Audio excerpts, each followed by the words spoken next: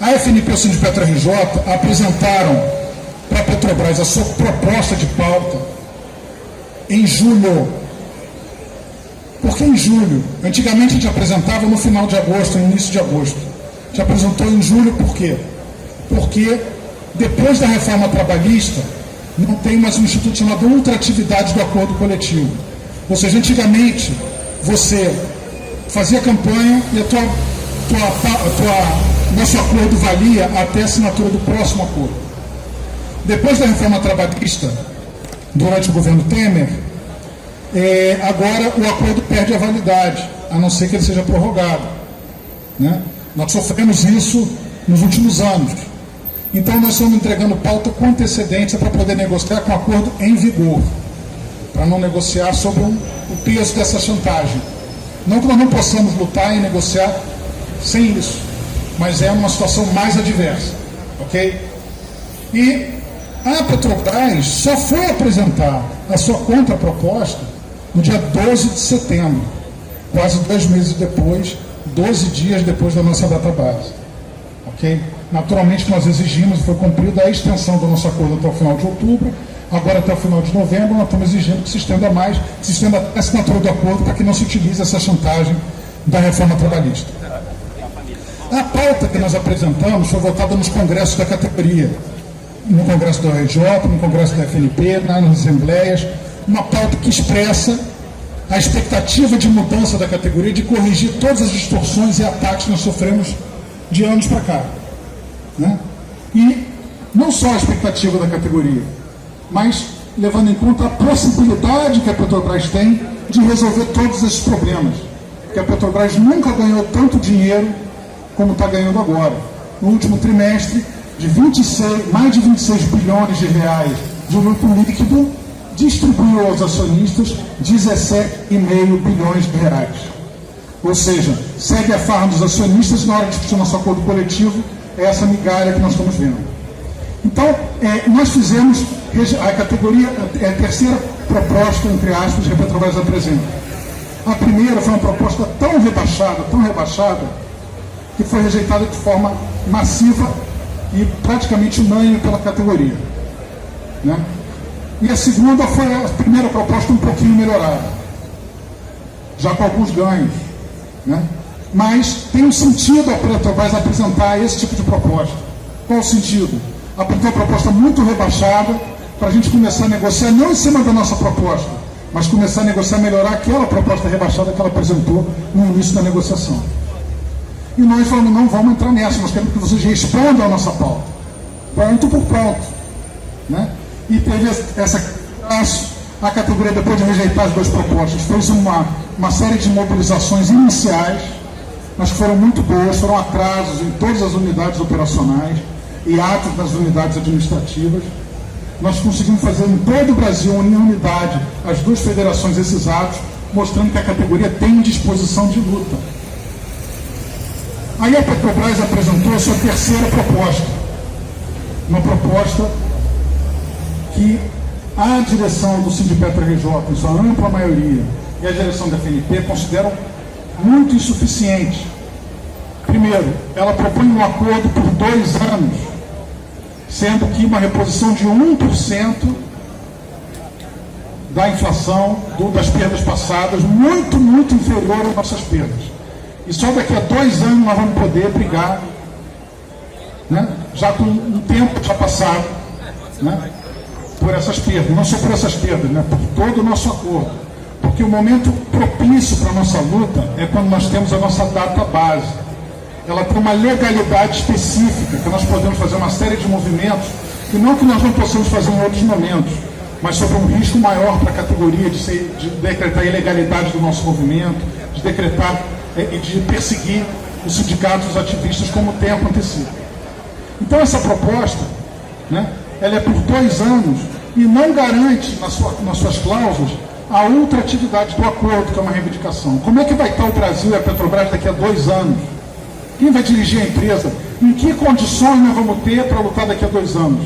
Será que nós vamos estar lutando para segurar nossos direitos? Então é importante manter uma cláusula de que esse acordo vale até assinar o próximo. Isso não está garantido no acordo. Os demitidos, os ativistas demitidos nos últimos anos, o Alessandro Trindade do NF, o Cardoso do NF, a Leninha da Bahia, a Ana Paula e vários outros, não tem na mesa, a empresa não colocou a reintegração desses companheiros. Certo?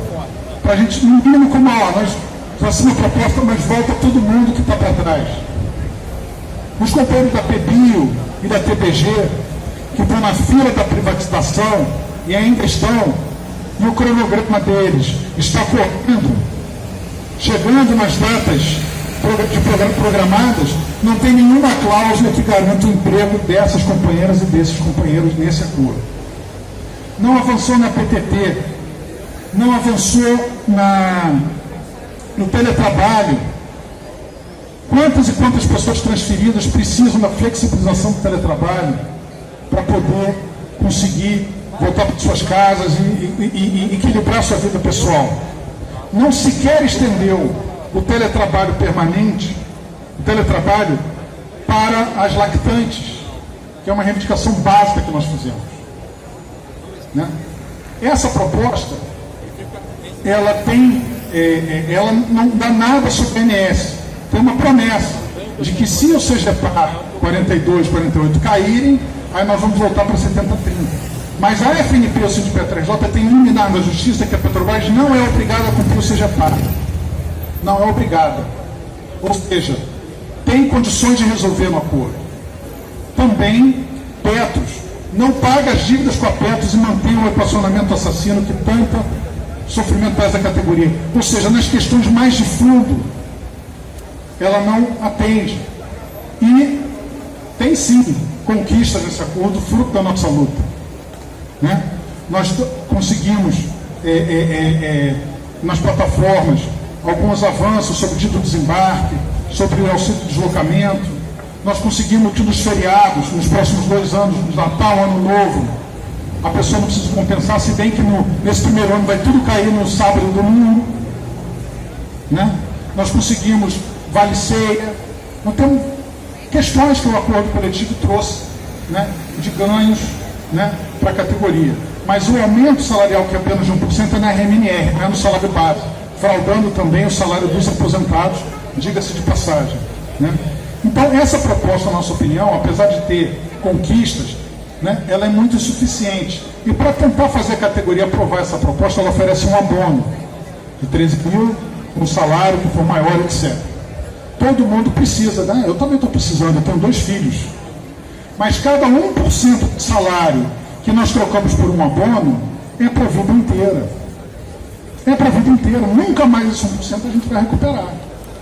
Então, e para aqueles que acham tão valioso o abono, é valioso para todo mundo, de alguma forma, para mim também, lembre-se que, como eles estão propondo não ter a CP ano que vem, eles estão fazendo, ano que vem não tem nenhuma pressão, não tem database para eles oferecerem um abono. Então pega esse abono e divide ao meio. É isso que você está ganhando esse ano.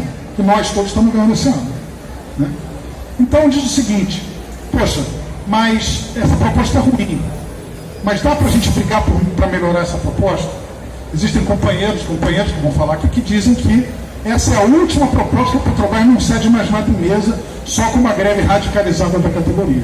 Eu respeito a posição desses companheiros, mas eu discordo, nós discordamos da maioria do sindicato, discordamos completamente disso.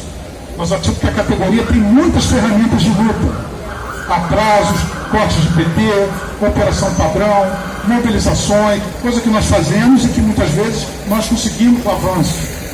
Né? Existe uma batalha em curso hoje. A FUP está defendendo a aceitação dessa proposta. Dentro das bases da FUP há uma luta naquela base pela rejeição. A P56 fez uma carta me chamando a categoria a não aceitar o indicativo de lá. Então é uma batalha lá, é uma batalha aqui. Há uma disputa hoje pelo quadro nacional. Né? Então essa disputa é importante por quê? Porque se por acaso nós do Sindipetra-RJ e da FNP decidíssemos, toda vez que a FUP indicar aceitação, a gente diz, temos que indicar aceitação também, as nossas campanhas salariais, pessoal, vão ser muito rápidas.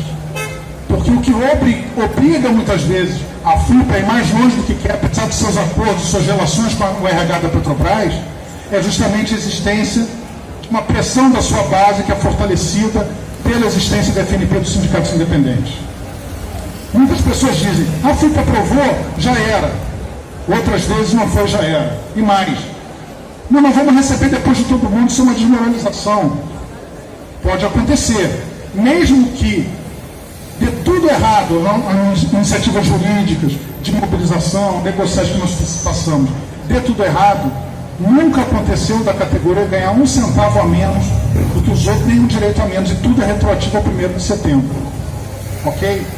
Então, é uma direção sindical que antes da categoria se posicionar, antes da batalha pela categoria para a gente avançar, com tantos ataques que ainda tem, que propõe de antemão aceitar a proposta, ela abriu mão da luta da categoria e da possibilidade de avançar. Eu já defendi para a categoria que aprovasse propostas ruins. Quando que nós defendemos aprovar propostas ruins, nós no nosso sindicato? Quando a gente percebe que as possibilidades de avançar estão esgotadas e que, se não assinar, pode ser pior para a categoria, pode dar um grande prejuízo para a categoria, ou pequeno, ou que seja, uma avaliação da situação concreta. Não é isso que nós vemos hoje.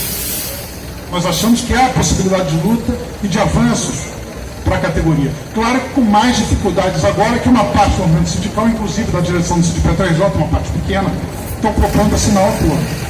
Mas não que não haja a possibilidade de lutar e de conquistar. Né? E, para concluir, um indicativo amplamente majoritário na FNP e no CIDPJ é de rejeição dessa proposta. Não é uma questão de princípio rejeitar as propostas, mas é em cima de uma leitura que a categoria não deu tudo o que podia dar para melhorar, e nós temos vários companheiros que estão ficando para trás, demitidos, PEBIO, e tem vários direitos que nós podemos conquistar. Teletrabalho, ANS, quanto nós podemos, não sabemos. Mas sem testar a realidade, é uma responsabilidade da direção, junto com a categoria. E o que a categoria decidir, se o indicativo do CIDPJ for derrotado nas assembleias, nenhum problema. Nós vamos encaminhar o que a maioria decidir. Certo? Nós somos assim, sempre fomos, certo? E nós damos à categoria o que nós pensamos que é o melhor encaminhamento, e quem decide é a base da categoria.